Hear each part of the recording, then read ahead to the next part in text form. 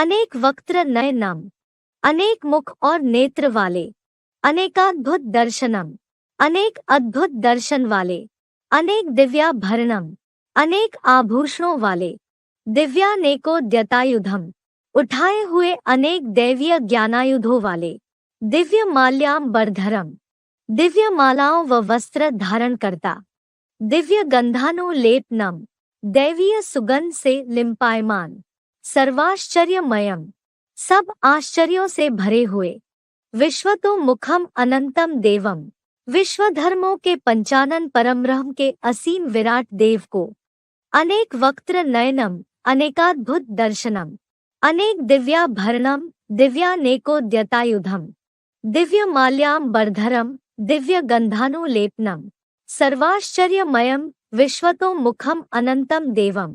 भावार्थ, भांति भांति के अनेक मुख और नेत्र वाले, अनेक अद्भुत दर्शन वाले, अनेक दिव्य गुणों के आभूषणों वाले, उठाए हुए अनेक दैवीय ज्ञानायुधों वाले, दिव्य रूप रुद्राक्ष और विजय मालाओं व कंचन कायारूपी वस्त्र धारण करता, अलौकिक दैवीय गुणों की सुगंध से लिम्पायमान, सब प्रकार के बुलंद आश्चर्यों से भरे हुए पुरुषोत्तम संगम में विश्व धर्मों के ऑलराउंडर पंचानन परमब्रह्म के असीम विराट देव को देखा। वक्त्र माने मुख। विश्वरूप को अनेक मुख दिखाते हैं या नहीं है? कोई भयानक है, कोई बड़ा सुंदर है, वो भयानक सिर भी भगवान का सहयोगी बन करके रहता है, और जो आकर्षक चेहरे हैं वो भी भगवान के सहयोगी बन करके चल रहे हैं, दिखाई नहीं पड़ते। तो ये सारी बात जो है बुद्धि से समझने की है। स्थूल रूप में उसका अर्थ लगाई दिया है विद्वान पंडित आचार्यों ने। स्थूल अर्थ नहीं है, बेहद का अर्थ है।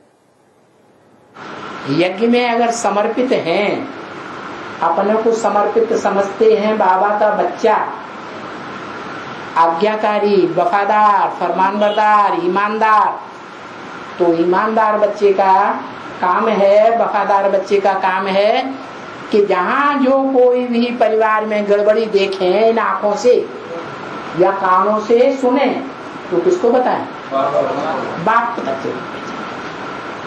उसे कंप्लेंट नहीं कहेंगे, उसे बाप का सहयोगी कहेंगे, हजार आंखों वाला बच्चा कहेंगे, हजार भुजाओं वाला बच्चा कहेंगे। हजार भुजाओं की लिस्ट में आएगा या कोई सामान्य पुरुष कहेंगे? गीता में तो लिखा है, क्या लिखा है? अनेक बाहु दरवक्त्र नेत्रम। जब विराट रूप दिखाया अर्जुन को तो क्या कहा? अनेक बाहु, अनेक भुजाएं हैं, उदर वक्त नेत्रम, वक्त्र, भुजाएं भी अनेक हैं, आंखें भी अनेक हैं। तो कैसे एक आदमी को अनेक भुजाएं अनेक में नेत्र कैसे हो सकते हैं? अभी समझा है? अभी संगम युग में कैसे हजार भुजाएं, हजार नेत्र कि जो बाबा के वफादार, फरमानबरदार, ईमानदार बच्चे हैं, वो बाबा तक बात पहुंचाते हैं आंखों से देखी हुई। तो वो बाबा की आंखें नहीं है। अरे शिव बाबा को अपनी आंखें हैं? नहीं है। कौन सी आंखें हैं? बच्चे की आंखें ही शिव बाबा की आंखें। वक्त्र, वक्त्र माने मुख, जिन्हें बाबा कहते हैं माइक। कौन निकालो? बड़े बड़े माइक निकालो। ऐसे बड़े बड़े माइक निकल पड़ेंगे जो भगवान बाप को प्रत्यक्ष करेंगे। वक्त्र माने मुख, माइक। नेत्रम कहते ना भगवान को हजार आंखें हैं। थोड़ी मोड़ी आंखें हैं कि हजार आंखें हैं? हजार आंखें हैं। अभी भी अखबारों में लिखते हैं इतना जो कुछ बवाल मच रहा है, एक एक बात की जानकारी ले रहा है।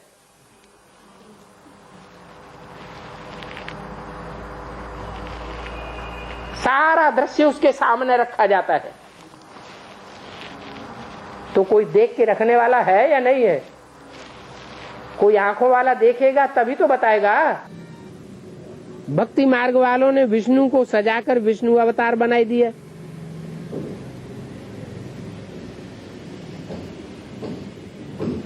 कहाँ की यादगार है? भक्ति मार्ग वालों ने तो स्थूल तामझाम दिखाई दिया है विष्णु को।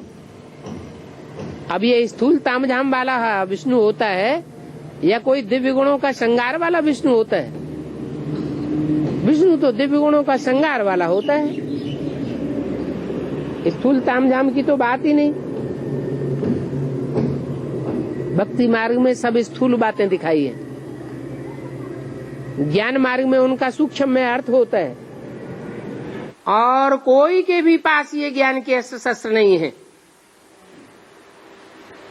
और ये अस्त्र शस्त्र सिर्फ यहां ही मिलते हैं,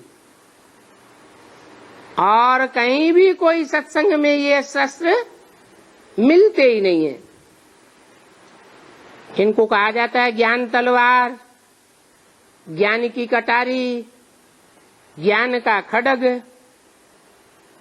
ये कोई स्थूल हथियार नहीं है, ये तुम्हारे सूक्ष्म ज्ञान के हथियार हैं। उन्होंने तो भक्ति मार्ग में देवियों को ज्ञान खड्ग, ज्ञान तलवार जो दिखाई जाती है उसको स्थूल समझ लिया है। क्या समझ लिया है? तो उन देवियों ने कोई हिंसा की होगी। वास्तव में तुम अहिंसक देवी देवताएं बनते हो। तो वास्तव में भगवान जब इस सृष्टि पर आते हैं तो इस सृष्टि को संचालन करने के लिए राजयोग सिखा करके अच्छे अच्छे राजाएं तैयार करते हैं जो सारी सृष्टि का कंट्रोल कर सके। ऐसी ऐसी अच्छी राजा बनने वाली आत्माओं को इकट्ठा करके स्नेह के सूत्र में, ज्ञान के सूत्र में बांध लेते हैं, वो माला बन जाती है।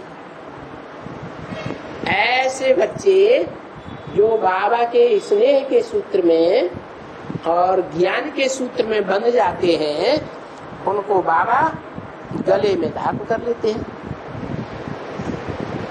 गले की माला बनाते हैं। प्यार में आकर के गले में मिलते हैं ना। कोई से प्यार होता है, प्यार दिखाने के लिए क्या करते हैं? गले में मिलते हैं, गले पड़ जाते हैं। तो ये माला ऐसे बच्चों की यादगार है। अब दुनिया में ये परंपरा हो गई, परमात्मा सर्वव्यापी है। और ये परंपरा फैलाई बाबाओं ने। तो बाबाओं ने पहले ये शुरुआत कर दी, हम भी माला धारण करेंगे, गले में पहन लेंगे। अरे माला तो तुमने गले में पहन ली, लेकिन ये नहीं जाना कि ये माला में जो मणके हैं वो आत्माओं की यादगार है। कोई ऊपर के मणके हैं, कोई माला में नीचे के मणके हैं, कोई माला में दाईं ओर के मणके हैं, कोई बाईं ओर के मणके हैं। ये राज को नहीं समझ सके, बस परंपरा चल गई तो परंपरा को निर्वहन कर रहे हैं। अंधश्रद्धा की भक्ति हो गई, तो जो अंधश्रद्धा की भक्ति करते हैं वो माला धारण करते हैं। नहीं तो माला धारण करने का कोई मतलब ही नहीं।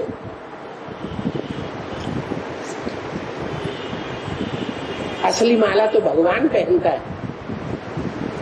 कंचन का विवाह हुआ ना, जैसे किसी ने कहा कि जिस तन में बाबा की प्रवेशता है तो वो तन में ब्लड प्रेशर है, शुगर है, ये रोग है। अरे शुगर है और हाथी है और घोड़ा है, वो ब्रह्मा में नहीं था? सब नहीं था, वो शरीर छोड़ दिया ना। तो क्या हुआ? शरीर छोड़ दिया तो कोई जरूरी है कि जो बीमार आदमी होता है वो चंगा नहीं हो सकता? तो अरे योग बल की महिमा ही क्या होगी?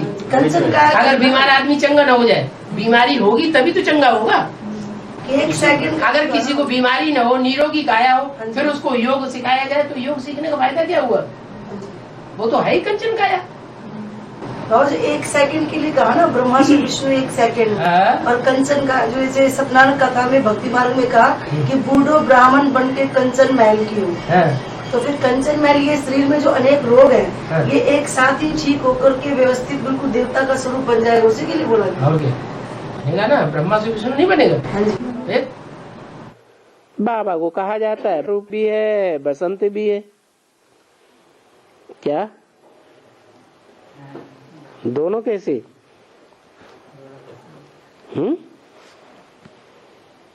बाबा कौन? बाबा बिंदी बाबा? बिंदी बाबा नहीं, निराकार साकार का मेल है बाबा, उसको कहा जाता है। वो रूप भी है, बसंत भी है। बसंत कैसे हैं? बसंत ऋतु में खुशबुएं आती है ना फूलों की, तो वो बसंत भी है, सर्वगुणों की खान है। वो सुप्रीम सोल बाप जब इस सृष्टि पर प्रत्यक्षता रूपी जन्म लेता है तो फिर क्या होता है? तो फिर वो इस सृष्टि पर एक को तैयार करता है। क्या किस तरह तैयार करता है? आप समान बना करके तैयार। जैसे खुद ज्ञान का अखूट भंडारी है सुप्रीम सोल, हेवनली गॉडफादर, वैसे मुकर्रर रथधारी ब्रह्मा के मुख, जिसे परम ब्रह्म कहा जाता है। परम ब्रह्म तो सब ब्रह्माओं से ऊंचा होगा ना? नहीं होगा? हाँ। तो वो जो 5 मुख ब्रह्मा के दिखाए जाते हैं, उनमें जो परम ब्रह्म है, पंचानन कहा जाता है, उसको देख करके फिर ज्यादा तैयार होंगे कि नहीं? प्रैक्टिकल में देखेंगे तब तैयार होंगे या सिर्फ सुन सुन के तैयार होंगे? प्रैक्टिकल में आंखों से देखेंगे, जो देखेंगे जो सुनेंगे वो फिर प्रभावित हो जाएंगे।